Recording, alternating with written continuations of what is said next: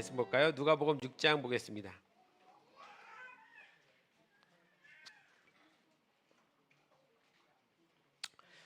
누가복음 6장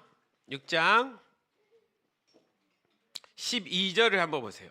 누가복음 6장 12절 말씀 좀 보겠습니다.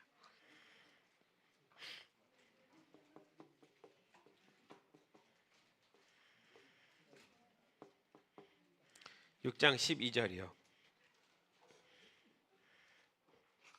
가끔 제가 그런 생각하는데 우리가 성경 말씀을 이렇게 지금 스마트폰으로 이렇게 보잖아요. 근데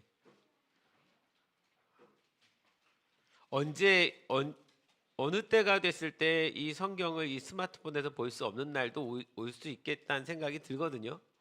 예, 그때가 되면 우리가 다시 성경책을 펴야 되는 날이 올 수 있겠죠. 여러분 집에 있는 성경책 버리지 마시고 어느 때 우리가 그걸 또 써야 될지 모르지만 잘 간직하시고, 지난번에 저는 요만한 성경책 하나를 구입을 따로 했어요. 언젠가 그 성경책조차도 혹시나 우리가 소지하기 어려울 때가 되면 요 작은 성경책이 또 필요하지 않을까 이런 생각도 들어서. 네. 자, 12절 말씀을 같이 보겠습니다. 한번 같이 읽어볼까요? 시작. 이때 예수께서 기도하시러 산으로 가사 밤이 새도록 하나님께 기도하시고, 13절 시작. 밝음에 그 제자들을 부르사 그 중에서 12를 택하여 사도라 칭하셨으니, 14절 곧 베드로라고도 이름을 주신 시몬과 그의 동생 안드레와 야고보와 요한과 빌립과 바돌로메와 마테와 도마와 알페와 아들 야고보와 셀롯이라는 시몬과 야고보의 아들 유다와 예수를 파는 자 될 가룟 유다라. 아멘. 여기까지만 잠깐 보면서 제가 볼게요. 예수님께서 지금 12 제자를 택하시는 순간입니다. 여러분, 이게 우리가 지난번에 누가복음 5장에서 베드로가 예수님과 다시 만나는 장면들을 말씀을 나누었던 적이 있습니다. 기억하시죠? 그때 베드로가 예수님을 만났을 때 예수님께서 깊은 곳에 그물을 던지라고 하셨고, 그래서 물고기가 많아지니까 베드로가 예수님께 엎드려서 나는 죄인입니다, 나를 떠나소서 말씀드렸고, 왜 갑자기 나는 죄인이냐라고 했을 때 베드로는 이미 예수님 만나서 예수님을 따라다니던 제자였는데 무슨 이유에서든지 예수님이 자기가 생각하던 메시아가 아니라고 생각해서 도로 버리고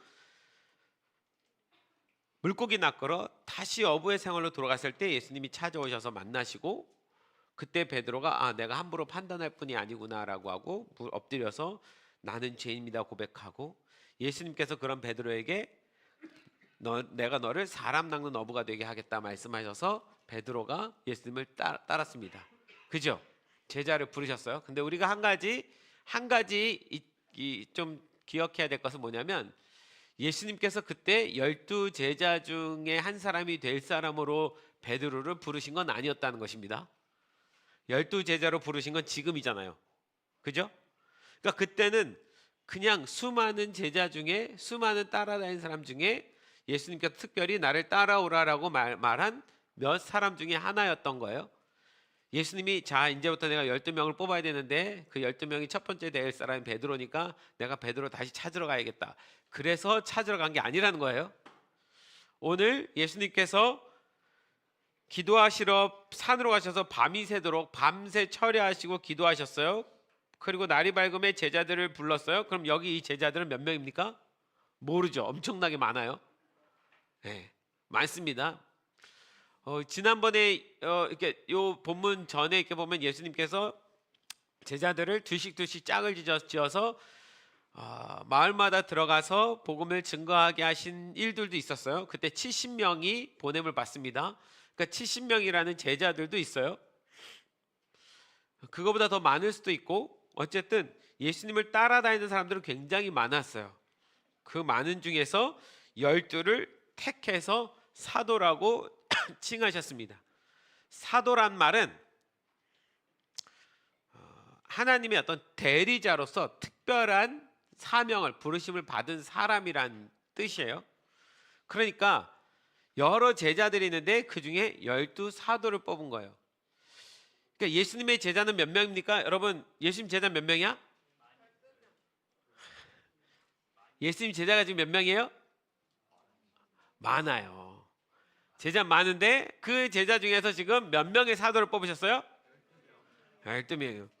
그러니까 예수님의 제자는 12명만은 아니에요. 제자들은 그랬으니까 여러 제자들이 있는 거예요. 그 중에서 12명을 따로 좀 뽑으신 거예요. 물론 그 12명 우리가 12제자라고 부르는 것은 뭐 틀리진 않습니다. 맞습니다. 그런데 구별은 좀 해야지 돼요. 예수님을 따르던 제자 중에 좀 특별하게 구별된 12명이 있었고, 그 12명 밑에 수많은 또 제자들이 있었고, 그리고 이 제자들 말고도 예수님을 따라다니던 수많은 누가 있었습니까? 군중들이 있고 무리들이 있는 거예요. 자, 예수님 주변에는 이제 세 종류의 사람이 있습니다. 세 종류의 어떤 사람? 12사도, 제자들, 무리들. 그죠? 그 예수님 주변에 있는 지금 사람들인 거예요. 근데 예수님께서 지금 기도하시러 산에 올라가셔서 밤이 새도록 기도하시고 12명을 따로 좀 뽑으셨어요. 그러면 이 12명을 따로 뽑는 건 예수님께서 기도하시고 뽑으신 거예요. 밤새 기도하시고 뽑으신 거예요. 그러면 예수님의 이 선택은 갑자기 예수님 마음에 드신 어떤 12명을 선택한 게 아니란 얘기예요. 기도했다는 건 누구한테 허락을 받아야 되는 겁니까? 하나님이요. 하나님께서 선택해 주시는 것을 가지고 예수님이 선택하면 됩니다. 근데 예수님이 하나님의 아들이신데 그분이 메시아고 구원자인데 예수님이 12명을 자기 의미대로 임의대로 선택할 수 있는 권한이 있을까 없을까요? 당연히 있죠. 그런데 예수님은 자신이 스스로 선택한 것이 아니라 하나님께 기도해서 그 응답을 받아서 지금 선택을 했습니다. 예수님의 삶의 방식이 이래요. 예수님이 능력이신 그분인데도 예수님은 항상 하나님께 물어서 하나님의 뜻을 묻고 이 일들을 진행을 합니다. 모든 일을요. 그래서 요한복음에 보면 제가 좋아하는 말씀인데 요한복음 5장에 가보면 예수님께서 이런 말씀하십니다. 절 따라해보세요. 하나님이 일하시니 나도 일한다. 아버지께서 하시는 일을 보지 않고서 난 아무것도 할 수 없다. 이렇게 말씀하십니다. 겸손한 표현인 것 같지만 겸손한 표현이 아니라 예수님은 철저히 하나님의 생각이 중요했어요. 하나님이 어떻게 여기시는지가 중요했습니다. 그래서 하나님의 뜻을 묻고 그 뜻대로 당신도 일하신 거예요. 여러분, 그러면 우리는 더더군다나 주를 위해서 모든 일을 할 때에 내가 내 뜻과 내 생각과 내 계획대로 하는 것이 옳겠습니까? 하나님께 묻고 하는 것이 옳겠습니까? 당연히 하나님께 묻고 하나님께서 원하시는 것을 해야 되는 것이 맞습니다. 그런데 사람이란 이 존재가 무언가가 익숙해지면 익숙한 대로 행하기가 참 좋습니다. 그래서 모든 판단과 생각을 내가 하고 내가 결정하는 일이 그게 그냥 사람이 하는 일인 거예요. 이걸 내려놓고 하나님께 또 물어서 하나님이 뭘 원하시는지를 묻고 그것에 대한 하나님의 응답을 듣고 내 생각과 다르지만 하나님 뜻대로 행하는 거. 이게 그리스도인의 삶입니다. 할렐루야. 왜냐하면 예수님께서 먼저 이 길을 이렇게 가셨기 때문에 그리스도로서 그도 하나님께 묻고 결정해서 일을 진행한 것처럼 우리도 똑같아야지 돼요. 근데 이게 잘 안 돼요. 이게 잘 안 됩니다. 신앙의 연수가 오래 가면 갈수록 이게 잘 안 됩니다. 이거는 자기를 깨트려서 계속 하나님께 의지하고 나가야 됩니다. 이게 안 될 때 우리 안에 일어나는 건 교만인 거죠. 이게 안 된 사람들이 이제 앞에 나옵니다. 자, 보십시오. 지금 예수님께서 12사도를 따로 뽑으시잖아요.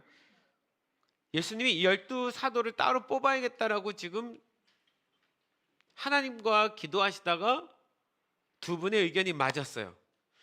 근데 예수님이 이 선택하시기 전에 산으로 기도하러 올라가십니다. 이때 예수께서 기도하시러 산으로 올라가셔서 왜 하필 이때에 올라가셔서 하나님께 묻고 지금 하나님과 두 분이 그래, 12사도로 뽑아야겠구나라고 결정을 하고 내려오셔서 12사도를 뽑은 거예요. 왜 이 상황 속에서 예수님이 기도하러 가셔서 응답을 받고 오셨을까? 이 상황이 중요합니다. 이 상황이. 앞에서부터 볼게요. 1절부터 한번 보시면, 누가복음 1절부터 보시면, 6장 1절부터 보시면 이런 일이 있습니다. 안식일에 예수께서 밀밭 사이로 지나가십니다. 밀 있죠.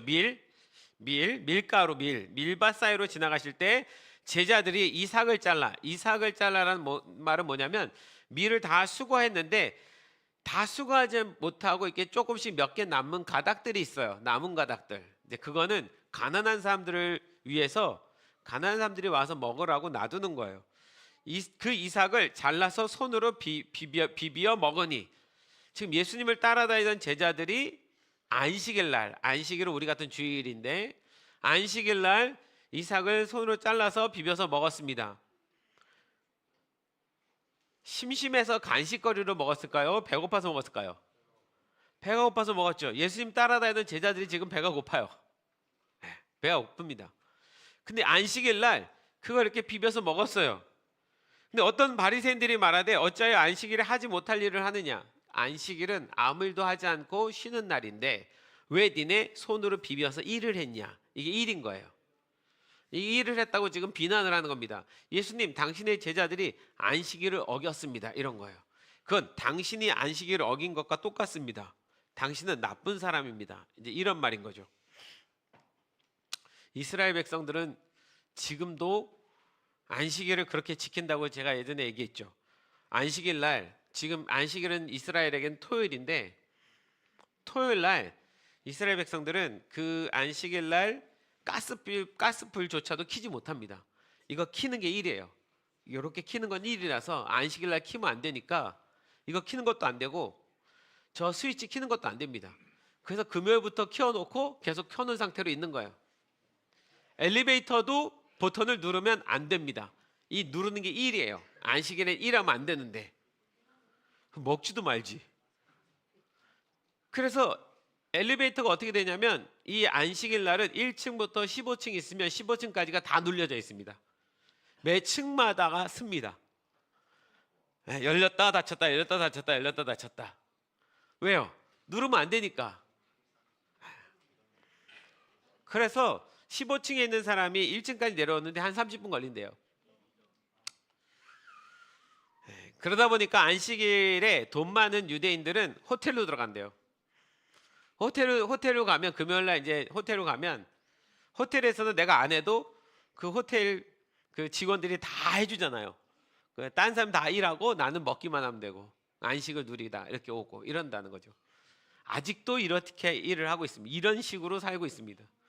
그런데 문제는 뭐냐면, 뭐 자기가 그렇다 치더라도 안식일 날 그 이삭을 비벼서 먹는, 배고파서 먹고 있는, 정말 배가 고파서 먹을 수밖에 없었던 그 제자들을 향해서 비난을 한 거죠. 왜 그렇게 하냐고. 예수님께서 대답하십니다. 뭐라고요? 다윗도 예전에 그랬던 적이 있지 않느냐라는 얘기를 한 거예요. 니네가 그러면 나를 비난할 거면 다윗도 한번 비난해봐. 여기서 이제 할 말이 없는 거죠. 다윗은 비난할 수가 없으니까. 자, 6절 가보세요. 자, 이제 이 안식일에 이렇게 비난을 하고 난 다음에 또 다른 안식일, 그 다음에 안식이 다시 왔어요. 일주일이 지났는지. 예수께서 회당에 들어가서 가르치실새 거기 오른손 마른 사람이 있는지라. 오른손이 말랐다라는 말은 뭐냐면, 이게 이제 소아마비처럼 이쪽 손이, 오른쪽이 마비가 걸린 사람이에요. 오른쪽이 마비가 걸린 사람이니까 사실 정상적인 생활을 할 수 없는 사람인 거죠. 오른손 많은 사람이 있는지라 서기관과 바리새인들이 예수를 고발할 증거를 찾으려 하여 안식일에 병을 고치는가 엿보니. 자, 안식일에 회당에 들어가는데 거기 하필이면 손 마른 병든 사람이 있고 서기관과 바리새인들이 지켜봅니다. 저 예수가 저 안식일 날 병을 고칠 것인가 안 고칠 것인가. 병을 고치는 거는 일이니까, 안식일에는 일하지 말라고 했는데 병을 고치는 건 일이니까 고친다면 또 안식일을 어긴 거야. 그럼 우리가 이걸 고발해야겠다. 저 사람은 안식일을 어기는 사람이라고 고발해야겠다. 이제 이런 마음으로 병을 고치는가 엿보니, 여러분 요 정도 지금 되면 이 손 마른 사람은 스스로 안식일 날 그 회당에 들어와 있을까요? 서기관과 바리새인들이 데려다 놓은 걸까요? 예? 이거 데려다 놓은 걸까요? 아니면은 어쩌다 보니 손 마른 사람이 거기 있었던 걸까요? 예, 이건 데려다 놓은 거예요. 이거는 고발할 기회를 엿보려고 일부러 그 사람 데려다 놓고, 이 사람들도 아는 거예요. 서기관과 바리새인도 예수님은 당연히 병자를 고칠 거야. 그는 분명히 고칠 거야. 안식일에 데려다 놓고 고치나 안 고치나 보자. 이건 거죠. 예수께서 그들의 생각을 아시고 손 마른 사람에게 이르시되 일어나 한가운데로 서라 하시니 그가 일어나 서거늘. 예수께서 그들에게 이르시되 내가 너에게 묻노니, 예수님이 그 사람들의 생각을 알았어요. 고발하려고 지금 하는 걸 알았어요. 안식일에 선을 행하는 것과 악을 행하는 것, 생명을 구하는 것과 죽이는 것, 어느 것이 옳으냐 하시며. 여러분, 안식일에 우리는 어떻습니까? 이 주일날 선을 행하는 것과 악을 행하는 것, 어느 것이 중요합니까? 선을 행하는 것이 중요하죠. 생명을 구하는 것과 죽이는 것, 어느 것이 옳습니까? 생명을 구하는 것이 중요하죠. 여러분 그렇게 지금 잘 이해하고 있지만, 제가 대학교 2학년 때 학교에서 찬양팀 리더를 하면서 예배를 배우고 예배를 가르칠 때, 그때 존 테일러라는 그 예배에 대해서 책을 쓴 책이 하나 있었어요. 예배에 대한 책은 그거 하나밖에 없었어요. 근데 그 책에 어떤 내용을 읽다가 제가 충격을 먹은 것이 있는데, 어느 한 목사님이 설교를 하러 주일날 교회를 가는 중에 교통사고가 일어난 걸 발견한 거예요. 거기에 교통사고로 인해서 한 여인이 쓰러져서 피를 흘리고 있는 거죠. 이 목사님이 119 구급대를 부르고 오기까지 기다리고 그 여인을 병원까지 데리고 가고, 그러려고 하다 보니까 시간 11시 주일 예배가 가까우고, 나는 목사인데 내가 지금 주일날 설교를 가야 되는데 이걸 어떻게 해야 되는지 고민이 들기 시작하더라는 거예요. 주일인데 교회를 가야 되느냐, 이 여자를 병원에다 내가 데려다 주는 일을 해야 되느냐. 여러분 뭐가 있습니까?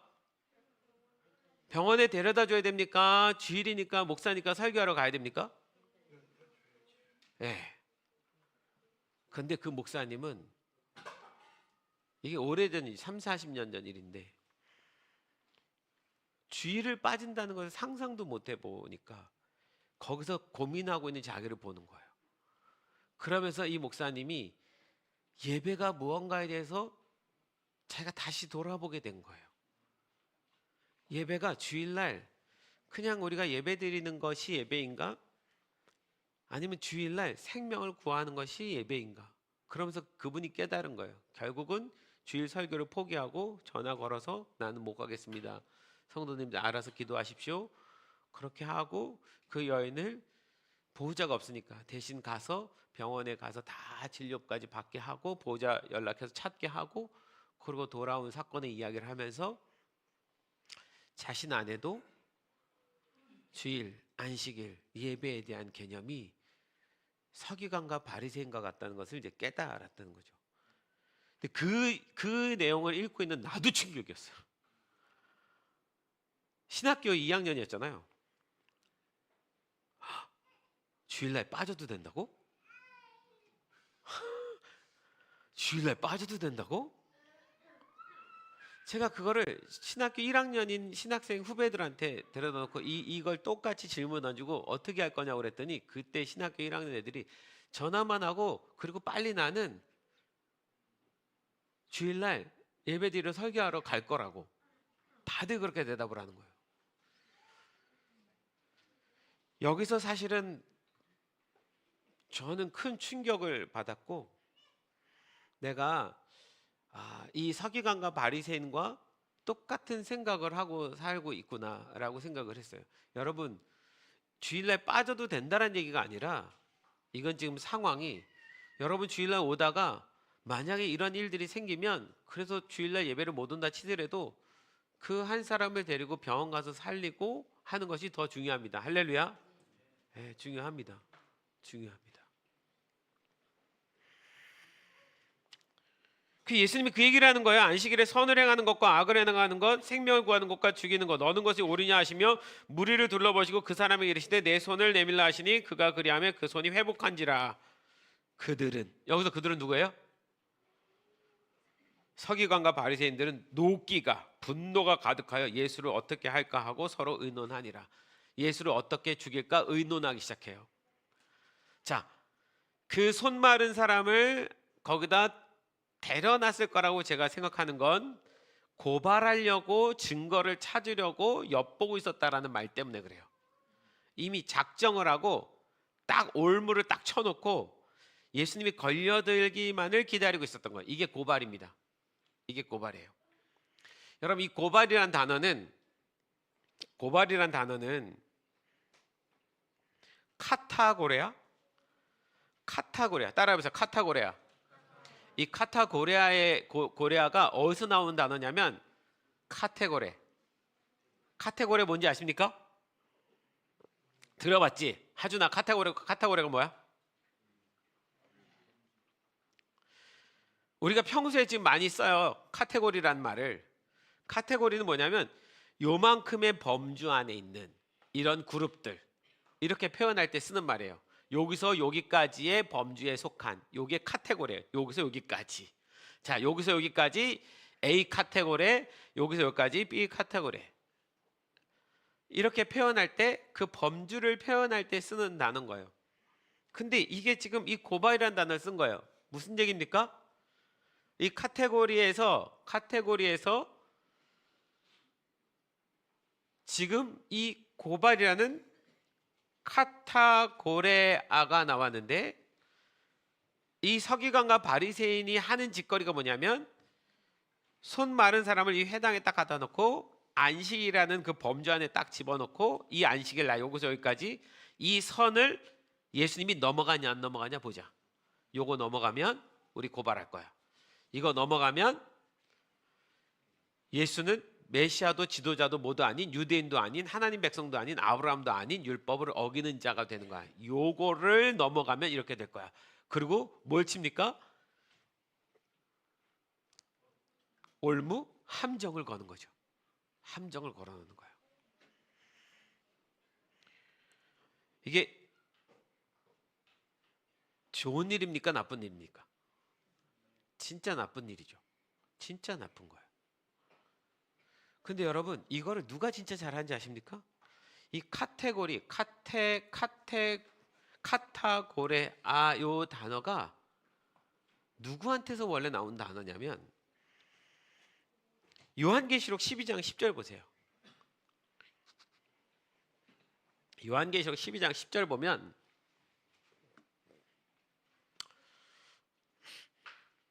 (12장 10절) 예. 보세요. 그때에 내가 들으니 하늘에서 큰 음성이 이렇게 울려 나왔습니다. 자, 요한계시록 12장 이야기는 큰 뱀, 큰 용, 사단에 대한 이야기를 지금 하고 있는 중에 나온 이야기예요. 그때 내가 들으니 하늘에서 큰 음성이 이렇게 울려 나왔습니다. 이제 우리 하나님의 구원과 권능과 통치와 그분이 세우신 그리스도의 권세가 나타났다. 우리의 동료들을 참소하는 자, 누굽니까?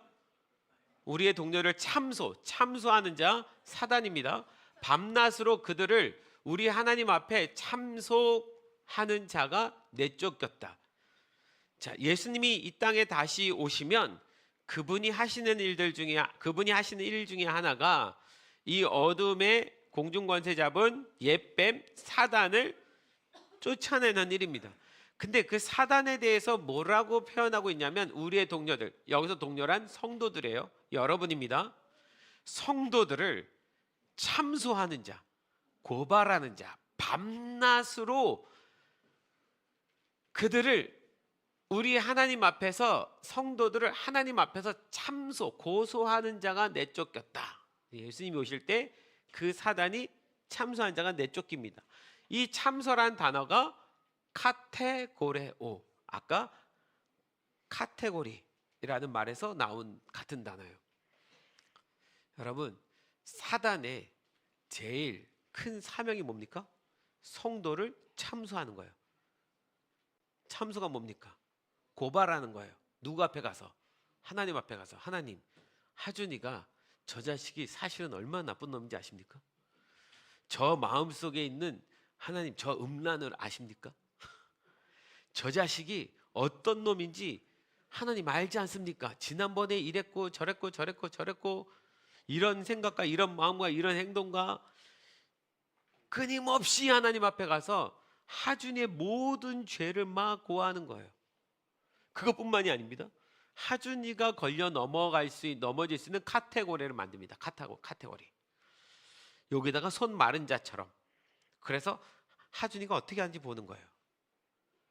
그래서 하준이가 그 선을 딱 넘어가면 봤지 않습니까, 하나님? 얘가 지금 이거 선 넘어갔지 않습니까? 이렇게 말하는 자가 누구예요? 사탄입니다. 사탄은요, 하준이의 인생 평생 밤낮으로 하준이를 참소하려고, 고발하려고 하준이 곁에서 카테고리를 쳐놓고 기다리고 있는 자가 사탄이에요. 여러분 주위에 밤낮으로 24시간 365일 우리를 그렇게 참소하려고 대기하고 준비하고 있는 자가 사탄입니다. 그래서 사탄은 우는 사자처럼 우리를 잡아 삼키려고 그 문지방에서 우리를 쳐다보고 기다리고 있는 그런 존재인 거예요. 이게 사단이 하는 짓입니다. 사단이 제일 잘하는 게 뭐다? 카테고리, 고발, 참소. 이렇게 해놓고 걸려드나 안 걸려드나, 유혹해놓고 유혹에 빠지나 안 빠지나. 유혹에 빠지는 것도 잘못이긴 하지만 아예 그 사람을 넘어뜨리려고 유혹을 걸어놓는 건 진짜 나쁜 일이잖아요. 이게 지금 사탄이 하는 일입니다. 이게 사탄의 근본 그냥 본체예요. 여러분, 이 일을 지금 누가 하고 있어요? 똑같은 단어를 쓰잖아요. 서기관과 바리새인이 하고 있습니다. 그럼 서기관과 바리새인은 지금 누구의 종이 완전히 돼버렸어요? 사단의 종이 돼버렸습니다. 그래서 하고자 하는 게 뭐예요? 참소예요. 이런 사람입니다 라고. 여러분, 우린 그런 사람 맞아요. 그런데 진짜 진리는 내가 어떤 죄를 졌느냐도 물론 중요하겠지만 이 모든 죄를 나는 스스로 해결할 방법이 없고, 이 죄를 그래서 대신 십자가에서 대가를 치르시고 우리를 용서해 주신 예수님의 사랑으로 우리는 이 카테고리에서 벗어날 수 있는 사람이잖아요. 할렐루야. 그러니 사단이 아무리 참소한다 한들 예수님으로 인해서 용서를 받은 우리는 더 이상 참소를 당할 필요가 없는 사람들인 거예요. 할렐루야. 그런데도 불구하고 사단이 하준이에게 계속 찾아오는 거죠. 하준이가 예수님 믿어요. 그래도 용서받은 거 믿어요. 그런데도 불구하고 가뒤를 딱 쳤어요, 사탄이. 그리고 유혹을 합니다. 여기 카테고리 딱 걸었어요. 여기서 여기까지 요거를 넘어가면은 너는 그리스도인도 아니야 라고 하는 어떤 유혹거리 딱 줬습니다. 근데 하준이가 어쩌다가 그거를 했어요. 그러면 사단이 와서 바로 뭐라고 말합니까? 그러니까 너는 예수 믿는 거 아니야.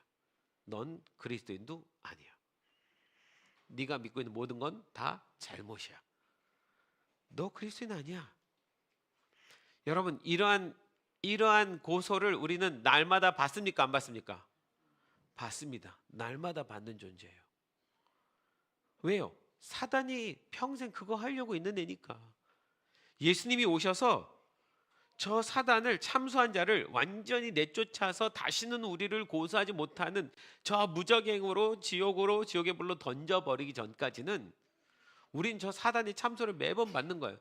서기관과 바리새인이 예수님을 쫓아다니면서 그거 하고 있는데 사실 이 서기관과 바리새인이 하는 짓입니까? 아니죠. 사단이 서기관과 바리새인을 통해서 이 일을 하고 있는 거죠. 그러니까 잠도 자지 않고 24시간 우리를 그렇게 하는 사단이 있는 거예요. 거기에 넘어간 서기관과 바리새인이 있는 거죠. 그래서 제가 먼저 여기서 두 가지 좀 이야기하고 싶은데, 여러분, 그 어떤 사단의 참소에도 고소에도 무너지지 마십시오. 할렐루야. 그럼에도 불구하고 나를 용서해 주신 예수 그리스도의 사랑이 있습니다. 그 은혜를 믿는다면 나는 그 은혜 안에서 또 살아가고, 그래서 내 죄를 또 주님 앞에 용서를 구하고, 창피하고 부끄러워도 또 구하고, 다시 주님 앞에 또 그 은혜 안에 또 나가고, 이게 주님이 우리에게 원하시는 것입니다. 할렐루야. 이 진리에서 우리는 벗어나면 안 돼요. 만약에 그 은혜를 잃어버린 자에게 나타나는 건 뭔지 아십니까? 그 고소가 왔을 때 그 고소에 넘어가요. 그래서 그래, 나는 어쩔 수 없는 사람이지, 나는 구원받기 힘든 사람이지, 이렇게 돼버리는 거예요. 그 마음과 생각은 사단이 주는 일입니다. 사단의 참소에 놀아나지 마십시오. 할렐루야. 우리 옆 사람한테 얘기하세요. 사단의 참소에 놀아나지 마세요.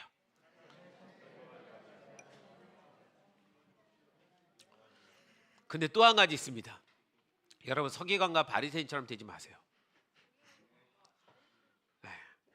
누군가를 고소하려고, 고발하려고, 참소하려고 그런 짓 하지 맙시다. 어떤 사람이 연약함을 봤을 때 그 연약함을 비방하고 비난하고 비판하고 사람들한테 그거를 말해서 그 사람에 대해서 판단하게 하고, 이런 일을 하면 안 됩니다. 이건 누가 시키는 일입니까? 사단이 시키는 일입니다.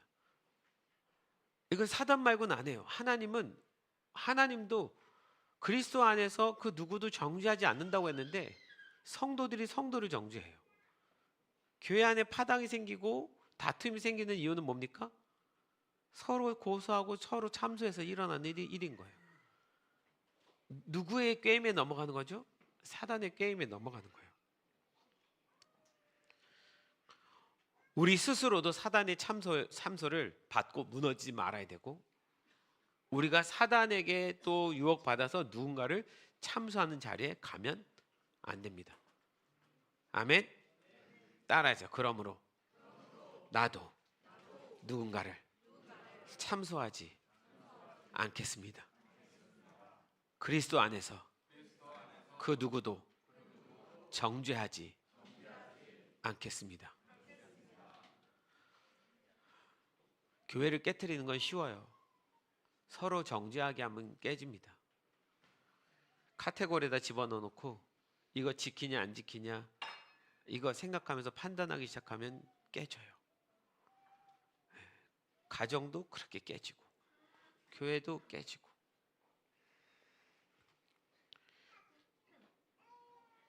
자, 예수님이 이런 상황 속에 있어요.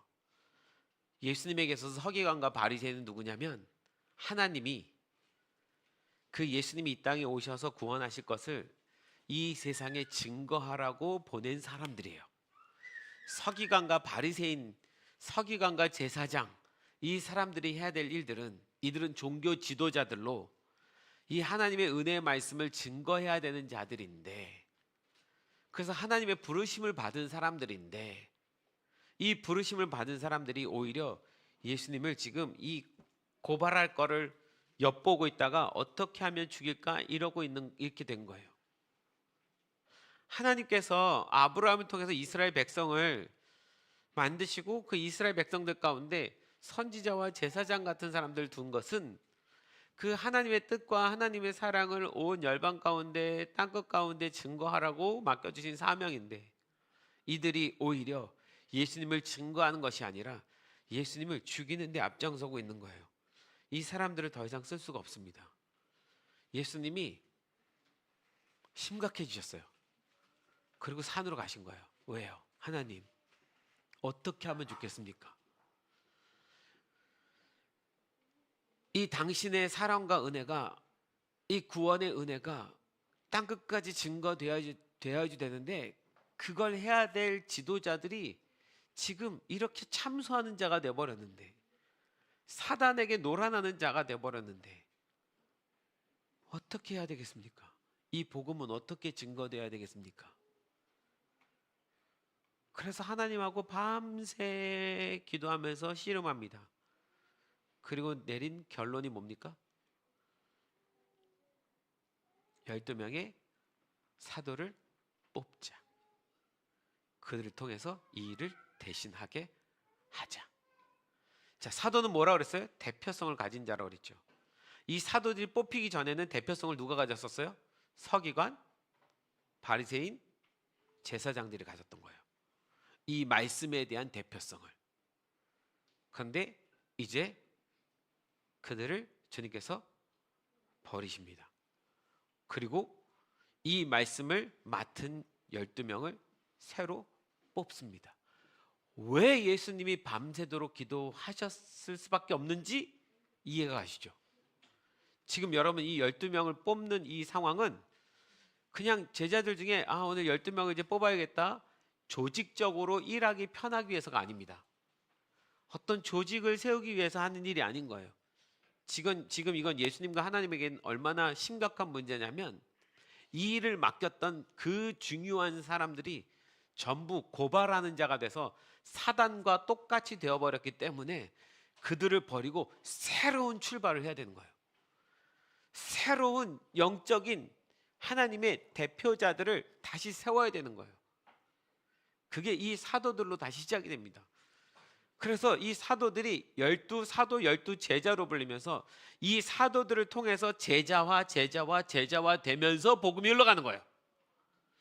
이제 이 12사도에서 여러분 우리가 아는 것처럼 이 12사도가 준비가 되고, 물론 이 12사도가 예수님이 십자가 앞에서 두려워서 이해 못해서 다 도망가는 사람들이긴 했지만 나중에 예수님 부활을 믿습니다.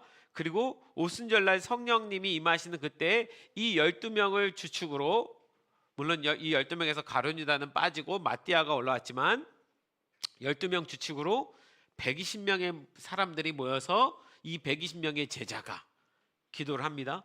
이 120명의 제자가 오순절날 성령님을 기다릴 수 있었던 건 12제자가 자리를 잡고 있었기 때문에 그런 거예요. 이 12제자가 이 120명을 또한 제자화시키고 있는 것입니다. 이 120명이 성령님 받으니까 3,000명이 회개하고 돌아오죠. 근데 그 3,000명은 어디서 온 사람이라고 그랬어요? 메대에서, 파사에서, 아라비아에서, 엘람에서 전 세계에 흩어졌던 유대인들이 잠깐 오순절날 성지순례 왔다가 성령을 받는 거예요. 그들이 거기서 3,000명이 초대교회를 이룹니다. 그 초대교회를 이룬 3,000명이 거기서 제자가 돼요. 그 제자가 된 사람들이 퍼져가는 거예요. 자, 그동안의 복음은 유대인들을 통해서 유대인들의 이 서기관과 바리새인과 제사장과 같은 자들을 통해서 복음이 흘러가야 되는데, 그들이 복음을 딱 막아버리고 담을 쌓아버리고 댐을 딱 쌓아버리니까 하나님께서 예수님과 함께 허물어 버리시고 12명으로 다시 시작하는 거예요. 그래서 120명, 3,000명, 그 3,000명이 온 세계로 흩어지면서 지금 우리까지 제자가 된 거예요. 할렐루야. 예수님에게 있어서 이 12명을 선택하는 건 너무 중요한 시간인 거예요. 이거는 한 시대를, 한 세대를 새로운 시대로 바꿔가는 거예요. 그러니 밤을 새면서 기도할 수밖에 없었습니다. 하나님과 이 문제를 씨름하고 고민했어요. 하나님 어떻게 하면 좋겠습니까? 지금까지 이 제사장, 서기관 누가 세워서 왔어요? 하나님이요. 이스라엘 역사 가운데 제사장 얼마나 중요한 위치에 있어요. 그 제사장들 지키려고 그 레위인들을 구별해가지고 하나님이 지금껏 데려왔지 않습니까? 그 레위 족속, 제사장 족속, 서기관은 뭐 하는 사람들이니까 성경 말씀을 다 그대로 베껴서 하는 사람들이잖아요. 그들이 했던 그 수천 년의 모든 역사를 스탑시켜버리고 새롭게 시작하는 거예요. 12명으로. 와, 그렇구나. 예수님한테 이 장면은 굉장히 심각한 장면이에요. 이렇게 하실 수밖에 없습니다. 왜요? 하나님 말씀을 맡은 자들이 고발하는 자가 돼버렸기 때문에, 자기의 기득권 때문에 고발하는 자가 돼버렸어요. 그러니까 하나님께서 그들을 버리십니다. 버리셔요. 그리고 새로 다시 판을 짜십니다.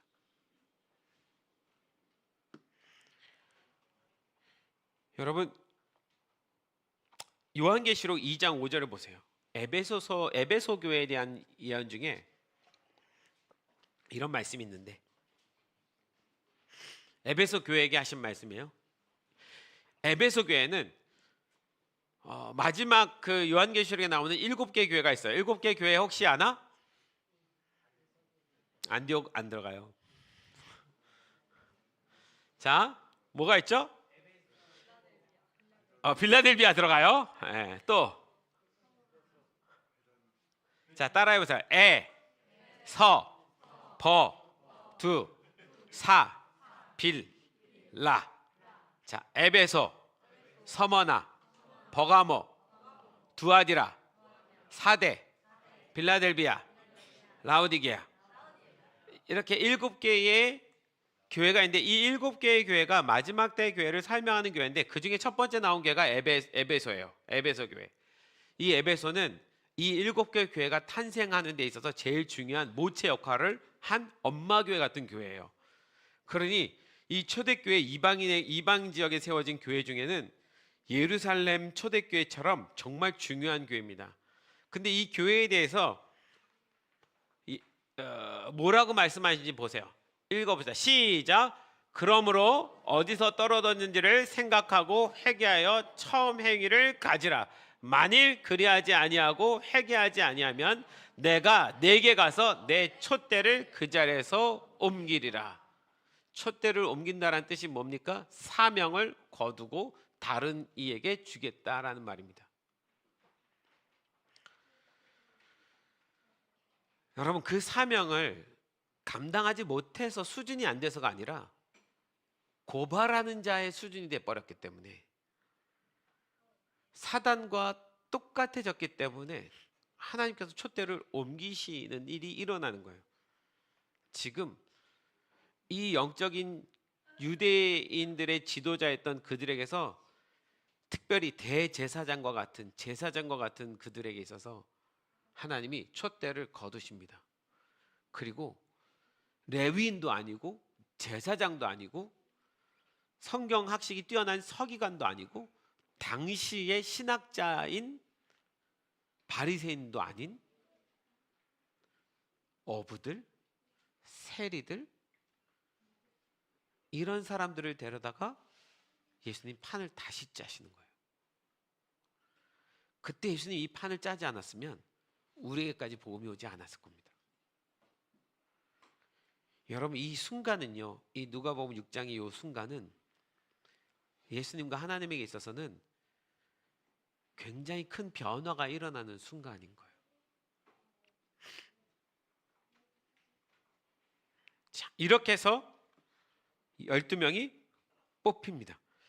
이 12명은 이런 의미를 가지고 뽑혔다는 것을 알았을까요? 몰랐을까요? 모르죠. 아무것도 모릅니다. 그냥 그 수많은 제자 중에 갑자기 12명 날 불렀어요. 그지? 라이막 기분 좋잖아. 그러면 그냥 이름이 불렸어? 앞에 나와서 섰어. 어머, 이 많은 사람 중에 12명 중에 하나야. 그 정도의 기분이었을지 몰라요. 그런데 이게 지금 예수님에게서는 어떤 의미입니까? 너희는 나의 복음을 증거하는 대리자야, 대표자야라고 주신 거거든요. 이 얘기는 어떻게 되냐면, 예수님이 지금 제자를 뽑게 된 이유가 그 세상이 예수님을 고발하려고 하는, 어떻게든 예수님을 그 카테고리 안에 딱 집어넣었다가 여기서 벗어나면 죽이려고 하는 그 악한 세력이 가득한 세상을 보고 지금 촛대를 바꾸고 판을 바꿔서 제자들을 따로 세웠잖아요. 이 제자들이 그 위치로 들어가는 거예요. 그러면 사단은, 어두움은 누구를 이제 본격적으로 참수하겠습니까? 12 제자들이요. 12 사도들이요. 예수님 받았던 그 참소의 자리에 이 제자들이 들어가는 거예요. 그럼 이 길이 쉬운 길이에요? 어려운 길이에요? 예, 이거는 12제자라고 해서 뭔가 예수님의 특별한 12사람이 됐어라고 뻐길 만한 일이 아니라 예수님이 받았던 그 똑같은 참소를, 고발을 평생 받아야 되는 삶을 사는 거예요. 이걸 안다면, 이게 그런 의미였다면, 안다면 12제자는 제자가 되겠다고 할까요, 안 할까요? 안 할 것 같아요. 여러분 같으면 하시겠습니까? 우리도 쉽지 않아요. 그런데 여러분, 우리도 그 12제자로부터 시작된 예수님의 제자들입니다. 아멘? 맞잖아요. 우리도 예수님의 제자가 되는 순간, 예수님을 영접하는 순간 그 수없는 참소를 받을 수밖에 없는 위치로 들어가는 거예요. 사단은 끝까지 여러분들의 죄를 집요하게 유혹하면서 넘어지면 하나님한테 가서 고발하고, 유혹하고 넘어지면 고발하고, 이걸 계속 반복할 거예요. 계속이요. 그렇다 할지라도 나는 연약하다 할지라도 예수님의 은혜가 더 큽니다. 할렐루야. 예수님의 은혜가 더 큽니다.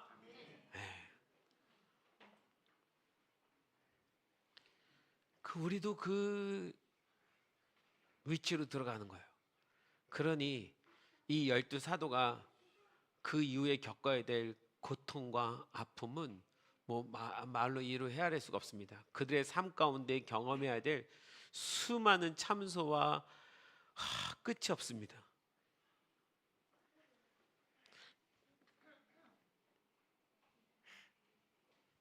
예수님이 12명을 뽑을 때도 그 12명은 구성원들을 보면요, 그 12명의 구성원이 한 4종류가 있는데 제일 많은 부류가 어부들이에요. 어부들이란 건 당시에 사회적으로 인정을 받는 사회 계층일까요? 인정받지 못하는 계층일까요? 인정 못 받는 계층이에요.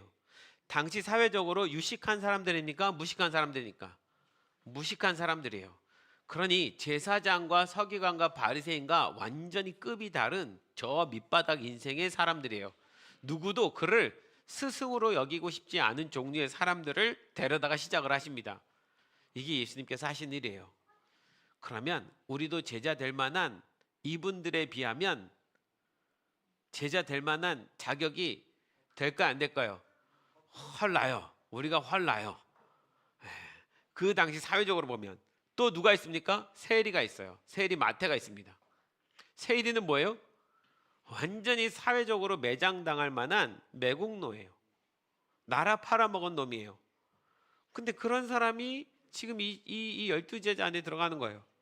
또 누가 있습니까? 열심당원 시몬이 있습니다. 베드로 시몬이 있고 셀로신 시몬이 있어요. 셀로신 시몬은 열심당원이래요.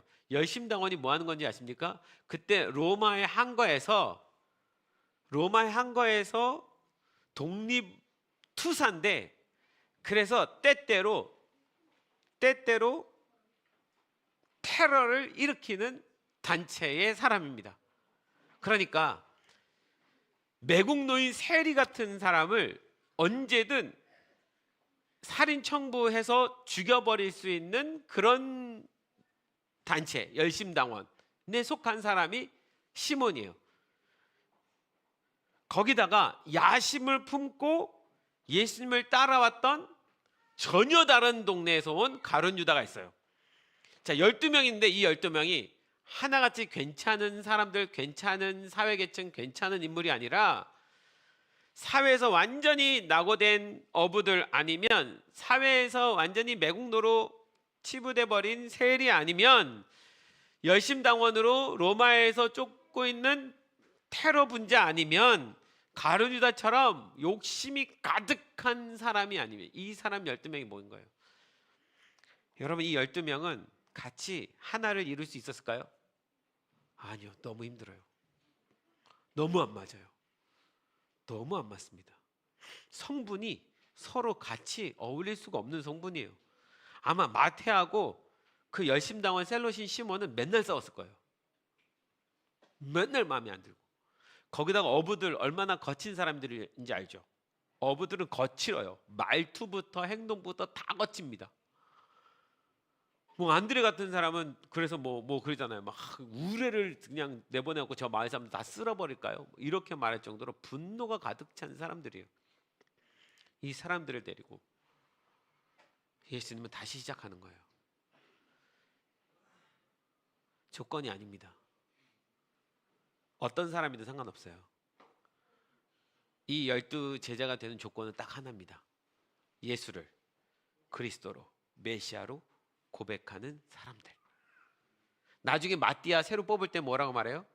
예수를 따라다닌 그리스도로 고백한 사람들 중에 예수의 부활을 목격한 자. 예수님이 메시아인 거, 구원자인 거, 그것을 믿고 예수님이 부활하셨다는 사실을 믿는 자면 되는 거예요. 이전에 그가 레위인이었는지 유대인이었는지 유다 지파인지 무슨 지파인지 아무 상관없고, 그가 서기관인지 바리새인인지 제사장인 계열인지 뭔지 아무 상관없고, 예수님을 주인으로 그리고 예수님 부활하시면 믿는 자라면 제자가 되게 해주시는 거예요. 이 변화가 없었으면 복음이 우리에게까지 오지 않았습니다. 우리가 예수님 믿기 어려웠어요. 근데 이 제자들을 통해서 우리는 다 복음을 받아들인 거예요. 여러분, 이 12 제자들이 어떻게 살았는지를 한번 보면 간단하게요. 베드로부터 보면, 베드로 누군지 아니까?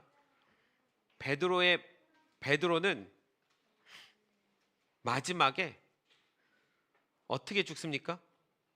네로 황제 시기에 로마에 들어가서 로마에서 복음을 증거하다가 십자가에 꺾어올려서 매달려서 순교합니다.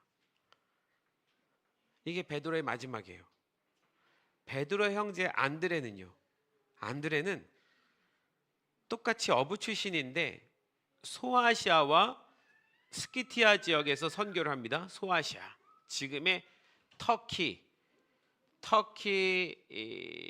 이쪽.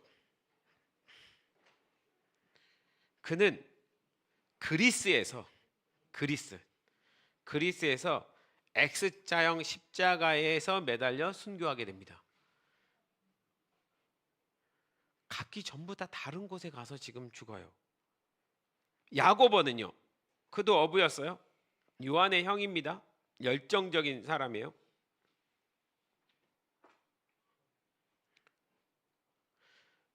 그는 헤롯 아그리파 1세에 의해서 이 12 사도 중에 제일 먼저 순교를 당하는 사람이 되죠. 요한은요, 야고보의 동생 요한은요, 우리가 알고 있는 요한복음과 요한 1, 2, 3서와 요한계시록을 기록합니다. 담모섬에 끌려가서 유배당해서 거기서 살면서 요한계시록을 기록하고, 그리고 다시 에베소로 올라와서 마지막까지 사도들 중에 살아남은 자이지만 마지막까지 고통을 겪으면서 마지막 때의 요한계시록까지 기록하고 간 사람이에요. 빌립은 소아시아와 프리지아에서 선교를 합니다. 그리고 프리지아의 히에라폴리스에서 마지막으로 순교를 합니다. 바돌로메는요, 나다나엘이라고 불리는 사람이기도 한데 그는 아르메니아와 인도에서 선교를 합니다. 전승에 의하면 가죽이 벗겨진 뒤 십자가에 못 박혀 순교했대요. 세리인 마태는요, 유대인을 대상으로 복음을 전하면서 마태복음을 기록합니다. 그리고 에디오피아에서 선교하다가 순교했다라는 이야기가 나옵니다. 도마는 인도 남부 지역에서 선교를 하다가 인도에서 창에 찔려서 순교하게 됩니다. 가끔 이 한국에 제일 처음 복음을 누가 왔을까라고 했을 때 이 인도에서부터 흘러 들어왔다라는 이야기들이 있습니다. 그래서 어쩌면 우리는 이 도마에게서부터 영향이 왔는지 몰라요. 자, 알페오의 아들 야고보. 작은 야고보라고 불리는 사람인데 이집트에서 선교하다가 순교합니다. 열심당원 시몬, 셀롯인 시몬, 페르시아와 북아프리카에서 선교하고 페르시아에서 순교합니다. 다데오, 유대 주변 지역에 선교하고 페르시아에서 시몬과 함께 순교합니다. 그리고 마지막 가룟유다는 우리가 아는 것처럼 예수님을 팔고 죽은 사람이죠. 여러분, 이들의 인생이 어떻습니까? 평생을 그 고소와 참소 속에 살아가면서도 끝까지 예수 그리스도의 복음을 지킨 자들이고, 그 예수 그리스도의 복음을 유대인들이 갖고 나가려고 하지 않았지만 온 열방에 가지고 나가서 증거하고 마지막엔 그렇게 인생을 마친 사람들이에요. 예수님이 이 제자 12명을 뽑을 때는 그들의 미래를 보면서 아마 뽑았을 겁니다. 어떻게 될지.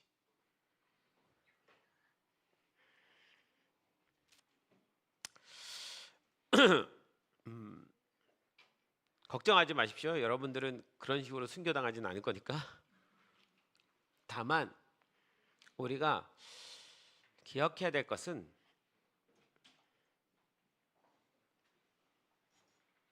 우리도 예수님의 제자로 같이 부르심을 받은 사람들이라는 사실입니다. 아멘. 네.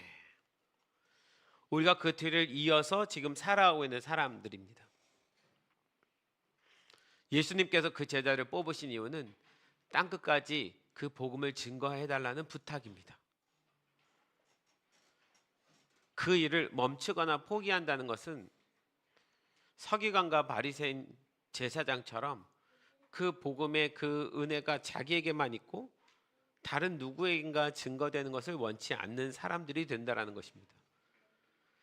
기득권이 돼서 그렇게 욕심을 가진 사람들에게 나타나는 건 뭐냐면 사단이 언제든지 와서 참소할 수 있고 그 참소에 넘어간 사람이 된다는 거예요.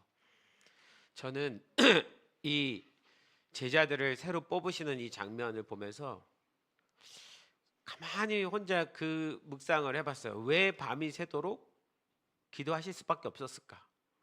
얼마나 중요한 문제기에 밤을 새면서 하나님과 씨름하다가 이런 결론을 내셨을까? 그때 이 앞에 이야기를 보면서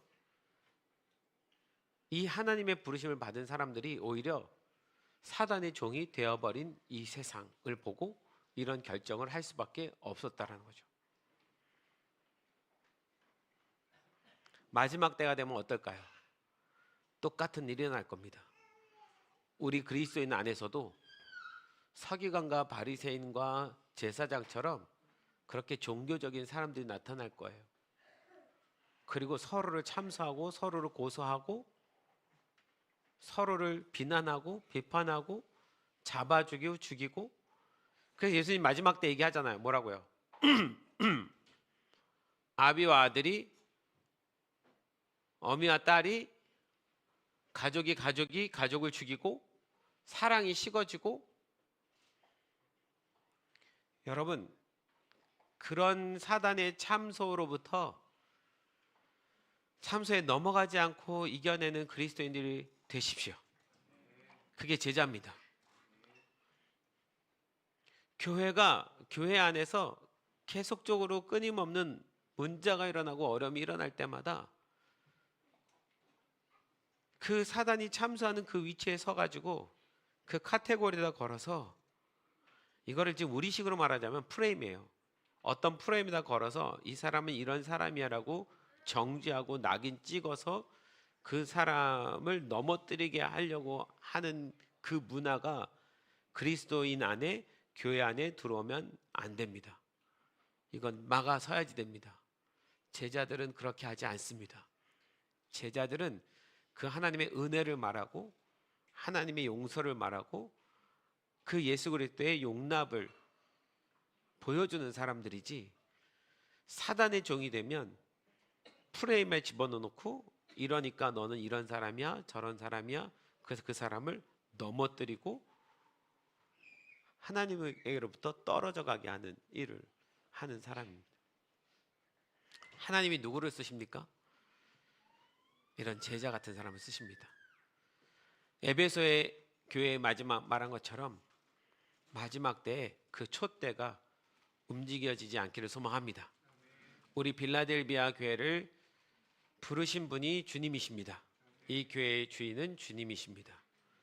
우리 교회에게 하나님 맡겨주신 사명도, 제자로서의 사명도 주님이 주신 것입니다.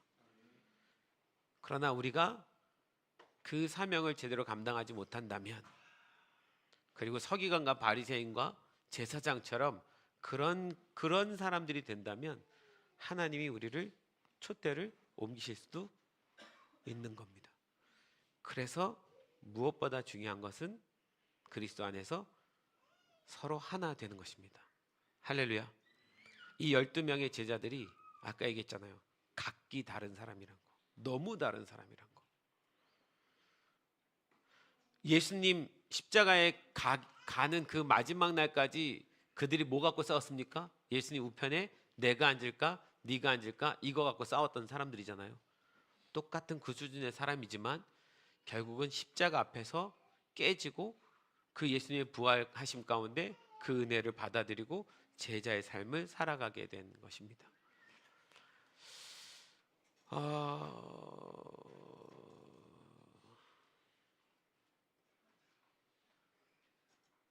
네.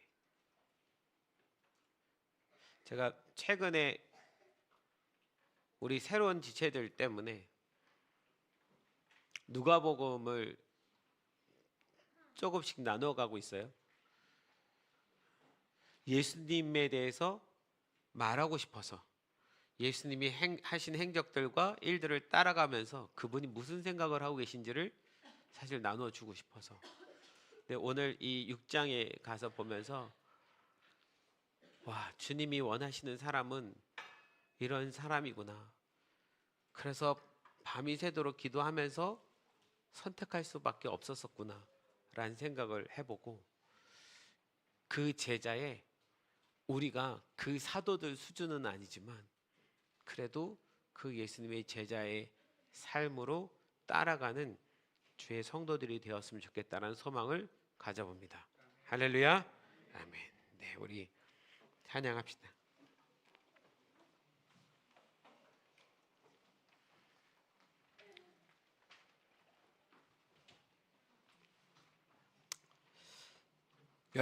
열두 사도 말고 또 한 명의 사도가 있죠. 바울이 있잖아요. 여러분, 바울이 어떤 사람이었죠? 바울은 가장 참소를 잘하는 사람이었고 고발을 잘하는 사람이었어요. 그런데 그가 예수님 만나고 완전히 뒤바뀌어 버리죠.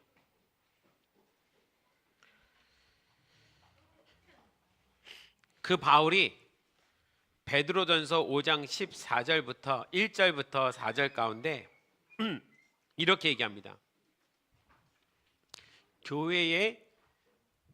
교회 지도자들에게 대한 얘기였어요. 나는 여러분 가운데 있는 장로들에게 같은 장로로서, 또한 그리스도인의 고난의 증인이요 앞으로 나타날 영광을 함께 누릴 사람으로서 권면합니다. 여러분 가운데 있는 하나님의 양떼를 먹이십시오. 그들을 잘 감독하십시오. 억지로 할 것이 아니라 하나님의 뜻을 따라 자진해서 하고, 더러운 이익을 탐하여 할 것이 아니라 기쁜 마음으로 하십시오. 여러분은 여러분에게 맡겨진 사람들을 지배하려고 하지 말고 양떼의 모범이 되십시오. 그러면 목자장이 나타나실 때, 이 목자장은 누군가요? 예수님이 다시 오실 때 변하지 않는 영광의 면류관을 얻을 것입니다. 할렐루야. 우리 모두 다 그 마지막 날에 이 영광의 면류관을 꼭 쓰는 그리스도인이 되기를 소망합니다. 헤브스 얘들아, 니네도 제가 이게 어떤 큰 변화인지를, 유대인들은요 그 신앙이 아비에서 자녀로 아비에서 자녀로 아비에서 자녀로 넘어가는 신앙이에요. 그러니까 유대인이니까 저절로 그 신앙 안에서 계속 자라가는 거죠. 그게 유대인의 신앙의 전통이었는데, 예수님이 제자를 세우셨다는 건 그 다음에 어떻게 되냐면 제자에서 제자로, 제자에서 제자로 넘어가는 거예요. 물론 그 아비에게서 자녀에게로 말씀이 흘러가지만 너무 당연하게 유대인이기 때문에 아비에서 자녀로, 아비에서 자녀로, 자녀로 계속 흘러가던 이 흐름에서 예수님은 제자에서 제자에게로, 제자에서 제자에게로 흘러가는 걸로 바꾸셨다는 거예요. 그래서 니네들도 부모님들이 신앙생활 하기 때문에 예수 믿게 된 거겠지만 중요한 거는 나 또한 똑같이 부모님처럼 예수님의 제자가 되어가는 과정이라고 믿어야 된단다. 할렐루야. 너희들 또한 예수님의 제자로 부름을 받은 거야. 그렇게 살아가라고. 그러니 부모님 때문에 교회 나와서 신앙생활한 게 아니라 하나님께서, 예수님께서 부르신 제자로서의 삶을 살아가는 인생이 이제 되어야 되는 거죠.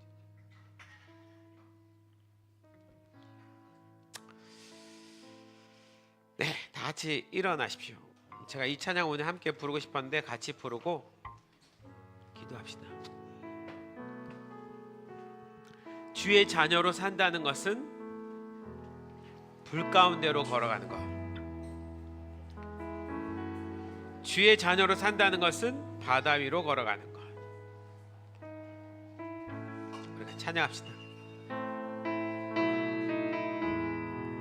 주의 자녀로 산다는 것은, 주의 자녀로 산다는 것은 불 가운데로 걸어가는 것. 그 속에서 신실하게 날 지키시는 그 손길을 경험하는 것. 주의 자녀로 산다는 것은, 주의 자녀로 산다는 것은 바다 위로 걸어가는 것. 바다 위로 걸어가는 것. 내 온몸을 덮쳐오는, 내 온몸을 덮쳐오는 폭풍 속에서 잠잠히 주만 바라보는 것. 잠잠히 주만 바라보는 것. 때론 불 가운데, 때론 불 가운데 휩싸일 때도, 폭풍 가운데 무너질 때도 주님 내 곁에 함께 계시네. 가장 가까이에 함께 하시네. 주의 자녀로 산다는 것은, 주의 자녀로 산다는 것은 나도 그들을 용납하는 것. 나도 그들을 용납하는 것. 나를 위해 지니신 십자가 사랑, 그 사랑으로 살아가는 것. 주의 자녀로, 주의 자녀로 산다는 것은 주님과 함께, 주님과 함께 동행하는 것. 주께서 지신 십자가 기꺼이 지고 주와 함께 걸어가는 것. 때론 불 가운데 휩싸일 때도, 폭풍 가운데 무너질 때도 주님 내 곁에 함께 하시네. 가장 가까이에 함께 하시네. 때론 불 가운데, 때론 불 가운데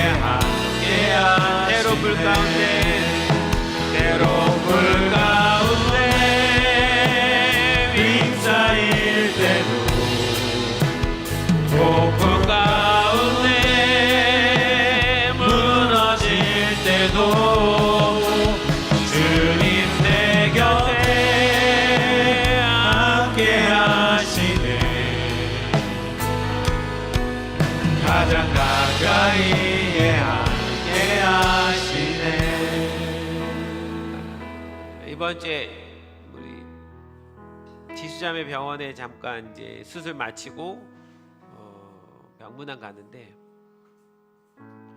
제가 염려한 거는 그거였었어요. 항상 그 병이 나의 어떠함 때문에 하나님이 주신 것은 아닐까라는 사단의 참소함, 그런 게 있을까봐. 그런데 너무 감사하게 그걸 잘 이겨내고 오히려 깊은 은혜 가운데 있더라고요. 그 주님의 사랑을 느끼고 있고 소망함이 굉장히 생겨 있어서 제가 한 번도 그 자매에게서 그런 어떤 걸 그전에 본 적이 없었던 믿음의 모습을 보더라고요.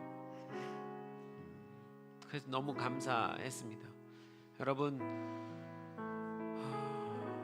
내가 어떠한 사람이건 사단이 나를 끊임없이 참소하겠지만, 물론 나는 연약한 사람이고 죄도 짓고 실수할 수밖에 없는 사람이지만, 그걸 참소하는 것은 주님 아니십니다. 주님은 우리의 죄를 물으시는 것이 아니고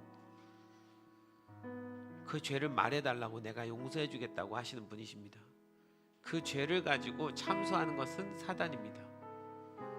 그 사단의 노름에 우리가 빠져들지 않아야 됩니다.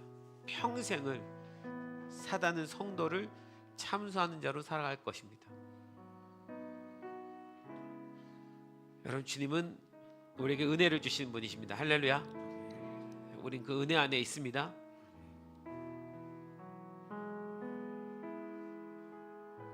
그래서 우리도 그 사랑과 용납으로 살아가야 되는 것입니다.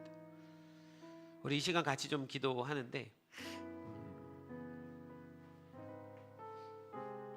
두 가지를 위해서 기도하십시오. 하나는 하나님, 그 어떤 사단의 참소에도 넘어지지 않는 사람이 되겠습니다. 주님의 은혜 때문에. 다시 믿음으로 고백하십시오. 최근에 혹시 내 마음을 그렇게 참소하는 모든 어둠들이 있다면 예수 그리스도의 이름으로 내어 쫓으십시오. 그 생각과 그 사고는 사단이 주는 것입니다. 내가 받지 않아야 됩니다. 이건 나와 상관없고 여전히 나는 그리스도의 은혜 안에 있습니다. 물론 내가 연약하고 죄를 짓지만 주님 나를 용서해 주시고 그 사랑으로 언제나 나를 용납해 주시는 분이십니다라고 고백하고, 더불어서 주님, 내 안에 누군가를 그래서 용납하고 사랑할 수 있는 은혜도 믿음도 허락해 주십시오. 서기관과 바리새인과 제사장처럼 그런 사람이 되지 않기를 소망합니다.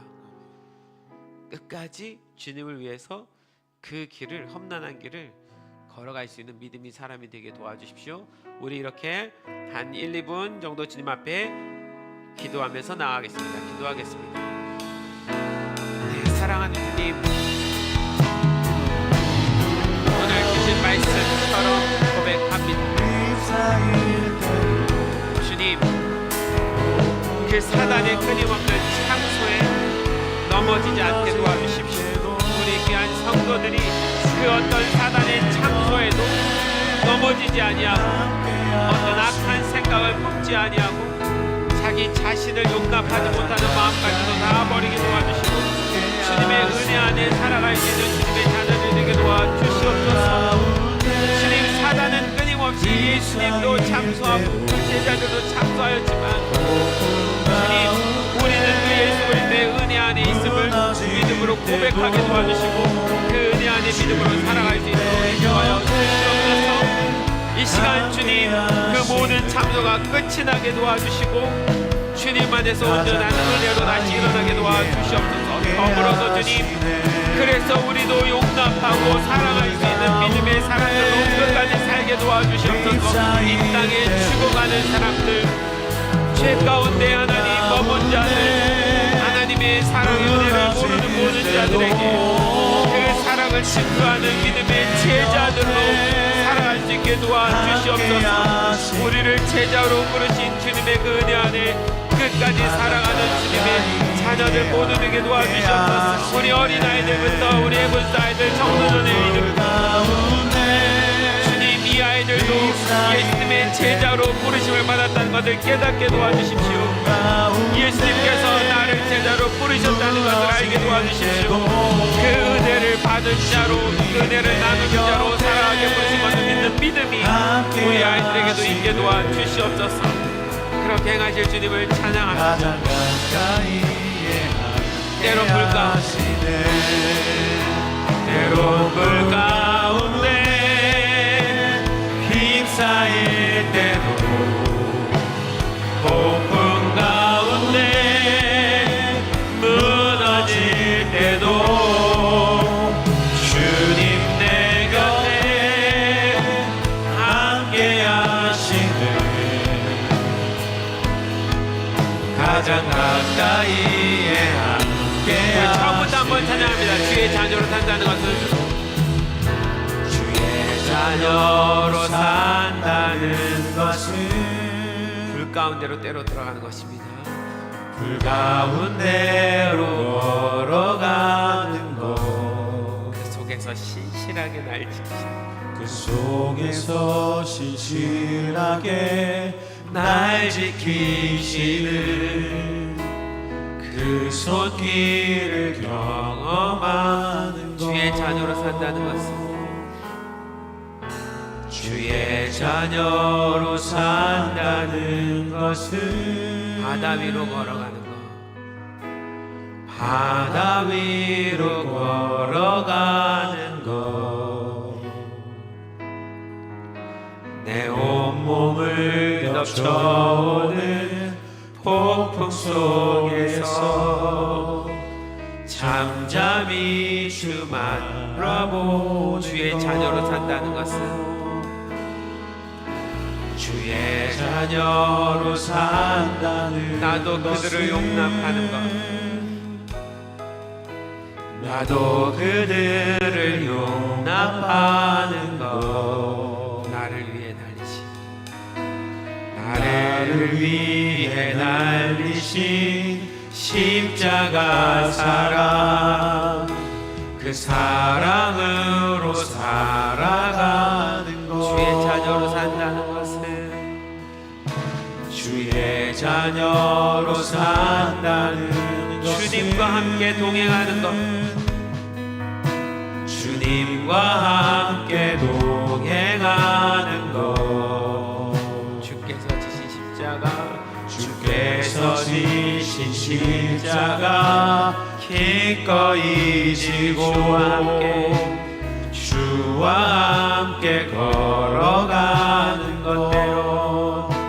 때론 물 가운데